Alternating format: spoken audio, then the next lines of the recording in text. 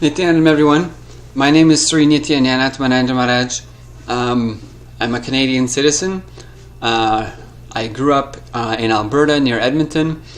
I'm a certified elementary school teacher in Quebec, Canada, a computer engineering technologist. I'm a living and practicing Hindu. I just wanted to share some of my absolutely shocking and unbelievable treatment that happened to me on December 19th, 2017.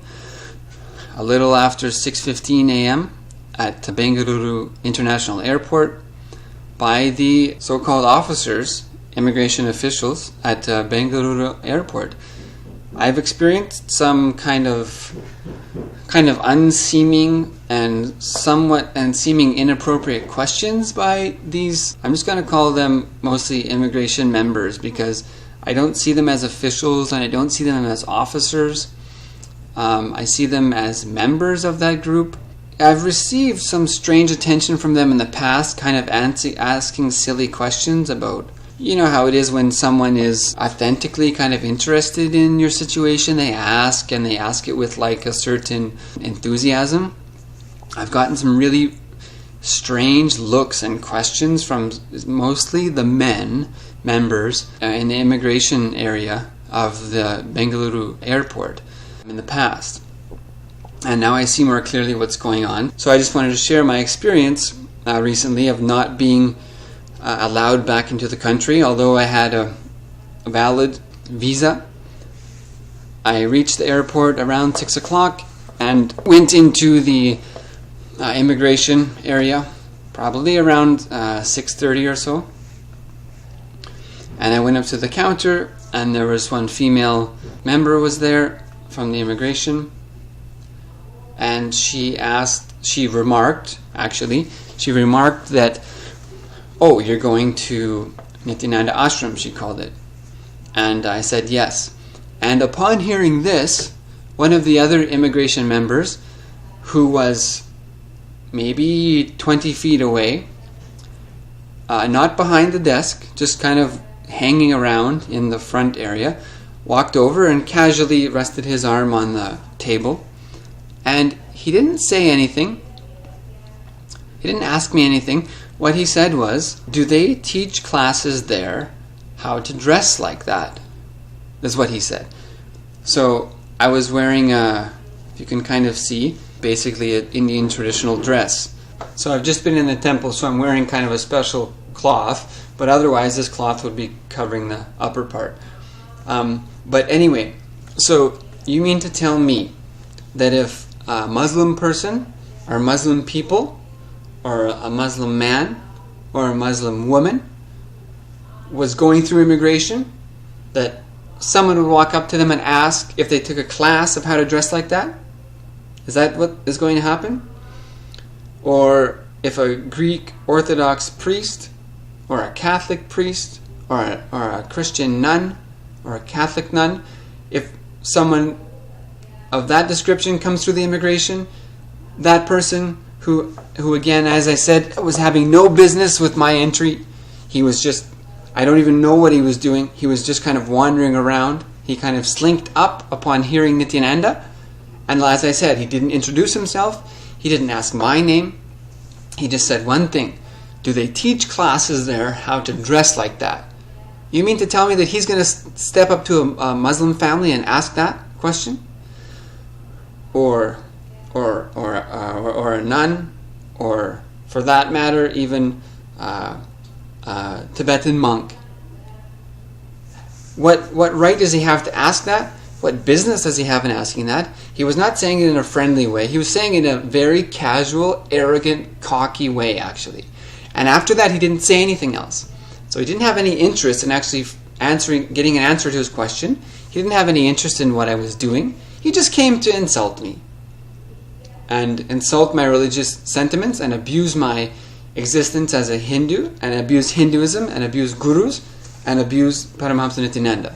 He saw an opportunity hearing Nityananda, and in his false ignorance made an arrogant claim against a simple way of dressing and a simple way of living. There was no invitation, there was no follow-up from him.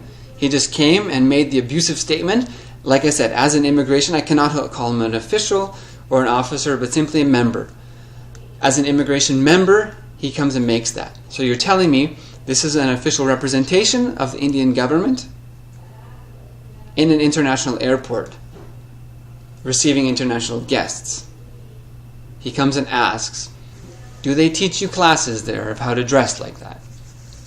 You're going to ask a Muslim man that question?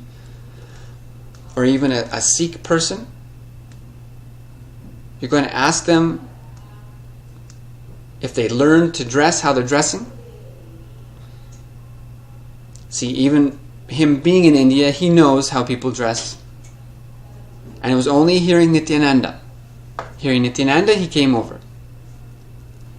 It was after that point when he heard Nityananda, he came over.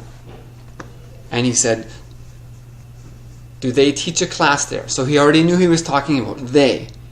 He already knew who he was talking about. Do they teach a class there of how to dress like that? So he already knew, he heard the word Nityananda. So this was my first step into the immigration desk. Some immigration member comes over and insults the way I'm dressing, my way of life, my guru, my religion, with just an ignorant statement like that. No follow-up, no enthusiasm, no friendliness of wanting to know anything. Not that that has anything to do with immigration, passing through immigration in an international airport anyway, but he just came to insult and attack and abuse. After that, the female immigration member who had received me at the desk, she asked me to come to the side desk. So I went there. She gave my passport to the immigration member who was sitting there and said that I'm going to Nityananda Ashram, she said. And he asked me, what are you doing there? And I said, spiritual practice mainly. And he said, yeah, that's not allowed on a tourist visa. You're telling me sitting is not allowed on a tourist visa? So if you're in India as a tourist, you can't do yoga? Is that what it means? Meditation is not allowed. If you're a tourist in India, meditation is not allowed. Is that what you're saying? Reading books is not allowed? Is that what that's what he's saying? And I'm telling you, that's all that he said. Then he asked me to sit in a nearby chair. So, which I did. Which turns out was a mistake. So, I just need to share this because honestly, I didn't quite know how to deal with the situation. Now I do. I didn't quite know how to react to the situation. I really just was shocked at the immaturity and the kind of gangsterism and the kind of club mentality of these highly unprofessional, very scared, basically bureaucratic kind of robots with no spine. I just did not expect that at all. So I'll kind of share about what I understand now, how you have to handle these situations. So I sat in the chair where he was asking me to sit, and he was referencing my passport, typing and writing some things. And of course there was kind of a swarm of 2 and 3 and 4 and 5 other immigration members just kind of hanging, just standing around him, either leaning on the desk or leaning on a chair or with their hands on their hips, just kind of, and they were just kind of, it was like kind of a frenzy going on. And he was kind of looking at them and looking through my passport and the different pages and checking on the computer. And so after some time, not even one of the immigration members, but an employee of the airline with which I was traveling came to me and said that I have to go back to Sri Lanka, which is where I had come from. So I said, what are you talking about? And he said, yeah, you have to go back to Sri Lanka. I said, why? What are you talking about? He said, I don't know. I said, what do you mean you don't know? He said, yeah, they want to send you back to Colombo, back to Sri Lanka. And I said, okay, why? And he said, yeah, I don't know. So it was not even the immigration that told me that they wanted to reject my entry. Although, of course, I already had a valid visa, valid passport, everything is fine. So I went to ask. So I went back to the desk and I said, what reason can you give me that I'm not allowed to enter with this visa. Oh, yeah, something I forgot. So while I'm sitting in the chair nearby, and there's like 5 or 6 or 7 of these immigration members gathered around at the one immigration member sitting at the desk by that point, he's saying something, and this is what I heard. All I heard is he said something. I didn't hear what it was. I just heard him. He was holding my passport and some papers, and I heard him say something, and then I heard the word. I just heard him say Buddhist. And when he said Buddhist, the 5 or 6 members around him just started laughing. So my impression is that he's suggesting that, because actually other people that I know, it's been suggested to them by immigration members that when they find out that that person has come to visit His Holiness Paramahamsa Nityananda, that they've said to them, oh, you should go and see Sri Sri Ravi Shankar, or you should. It's better for you to come here for Sai Baba. Literally, right in your face. What right or sense is there in any immigration member saying anything about what kind of religious following you have? And so my impression when this man shouted Buddhist and people laughed was that he's suggesting I should apply as a Buddhist. I should have come as a Buddhist. Maybe I'll reconsider to become Buddhist. He's sitting there with my application and he's typing on the computer and writing with my passport. These people are gathered around in a discussion and he says Buddhist and everyone laughs, making some joke about Buddhism. Right? So this whole thing of me gathering there is that people are saying, oh, Hindu visiting Paramahamsa Nityananda, let's abuse in any way possible with no reason. So I went and asked, what is the reason? Can you give me a reason? So of course no one person was able to answer. It's like this big gang of fools that they just they literally don't have anything to do, literally. I can't tell you how long I was waiting there. I left, I think it was around 1:30. So that's about 7 hours. I was at the immigration for about 7 hours. They have nothing to do. They just were literally gathered around him, sometimes just standing, cleaning their shoulder. Literally, they have nothing to do but make jokes about Hindu from Canada and try to find some way to make some kind of problem for disciples and devotees of the incarnation Paramahamsa Nityananda. So I asked, what reason can you give? So of course not any one of them could answer. So 3 people had to come and give the answers. Not any one person cannot give no answer. So ultimately they did not tell me actually didn't tell me any reason. What 2 of them could come up with was saying, so if you're coming into the country on a tourist visa, you have to leave a 2-month gap, which is not the case. Now that I'm in Canada, I've checked, and it's also not the case. So the reason they gave is completely false anyway. And the other reason he said is spiritual practice is not allowed on a tourist visa. So that's what I'm saying. Sitting is not allowed, yoga is not allowed. You cannot, as a tourist, you're not allowed to meditate. What does that even mean? That doesn't make any sense. And saying you need a 2-month gap between tourist visas, that also is not the case. Some few years ago that was the case, but now it's not. And I've gotten new visas in a week's time, more than once in the last few years, as recently as July, and it's not the reason. There's no question of it. It's just an identification of me dressing as a disciple of His Holiness Paramahamsa Nityananda, wanting to abuse Hindus. Asking about why I'm dressed how I'm dressed, joking about Buddhism, saying I cannot do spiritual practice on tourist visa, then having no reason why I'm not being allowed, and not even telling me that I'm being rejected.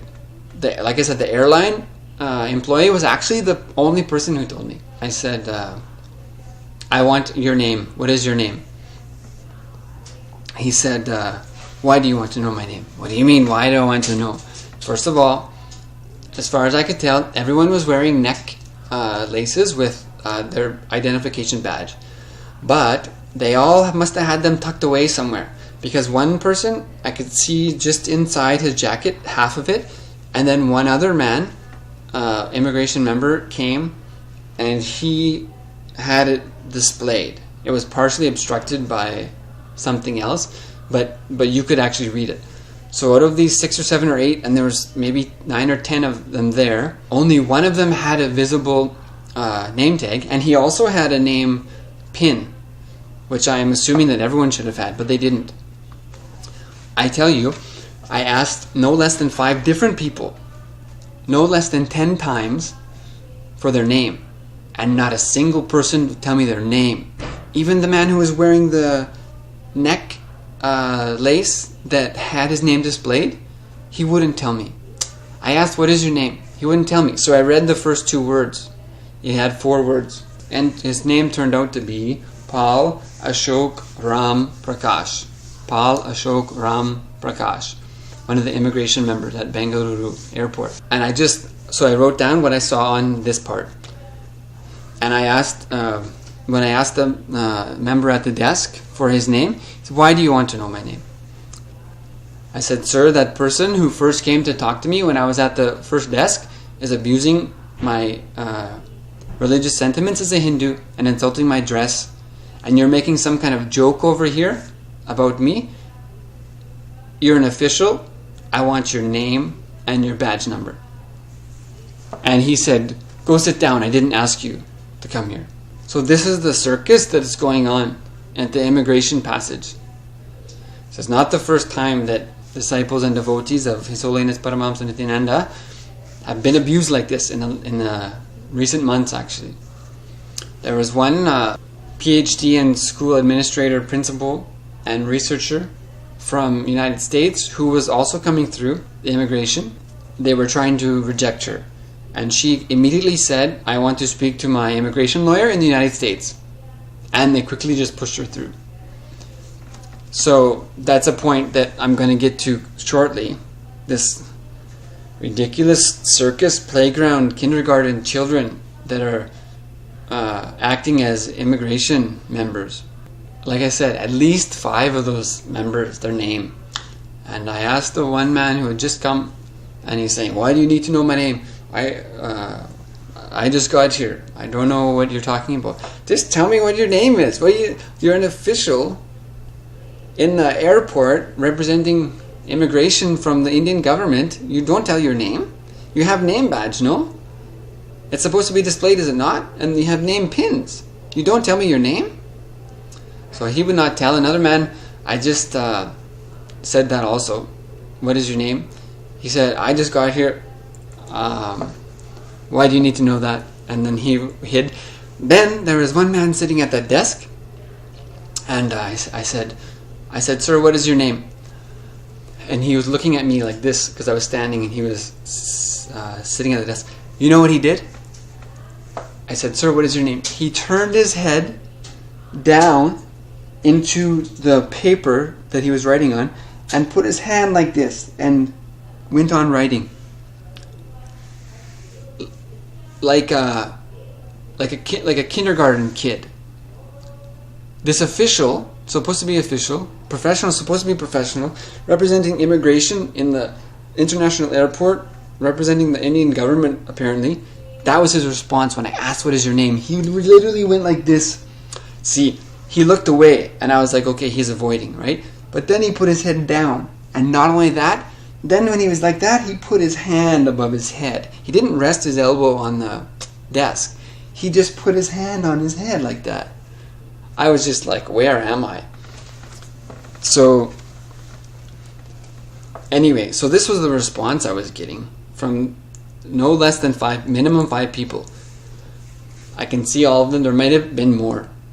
And I already asked for everyone's name. So there would have been 3 or 4 more that were there anyway.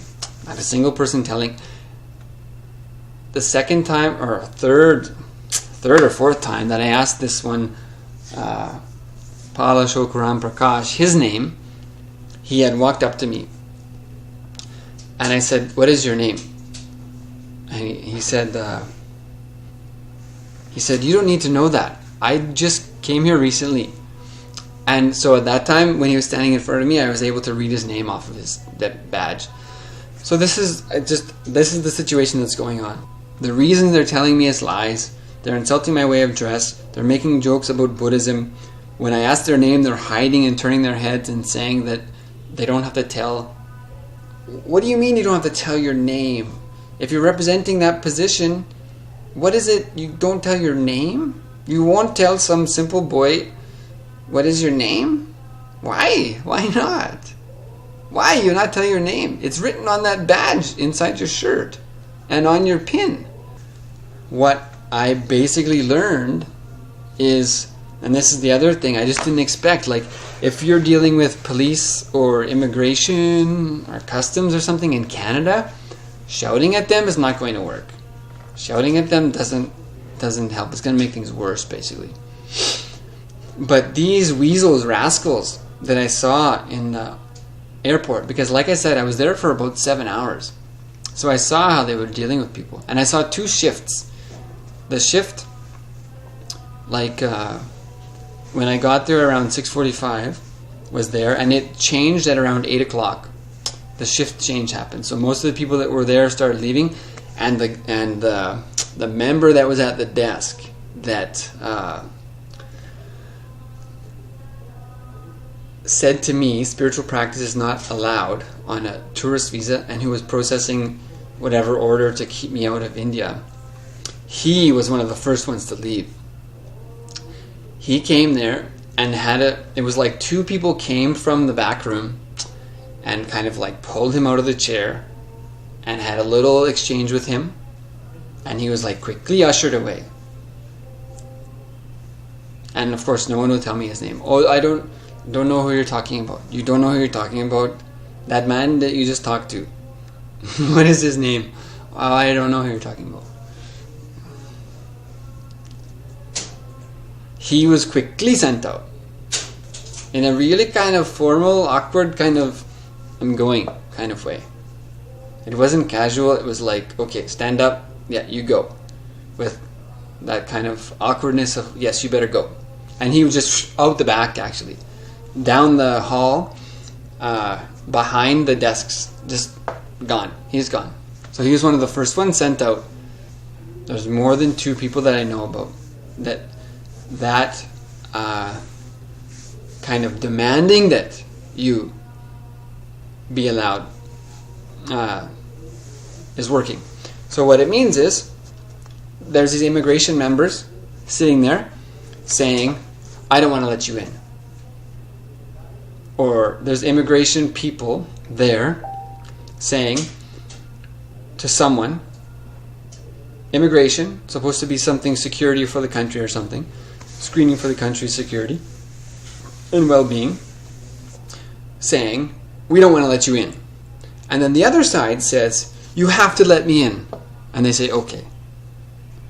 That's how it would work. I was pretty clear by the end of the 7 hours that if I had shouted at them before he sat and quietly processed the order, which I didn't know he was doing, which the airline employee only informed me of, and when I asked why, they had no valid reason, and it took 3 of them to try to answer that question, and there was already about 7 of them gathered around that desk of whatever they were chatting about and joking about Buddhism, with my passport in hand and papers and typing something about my situation.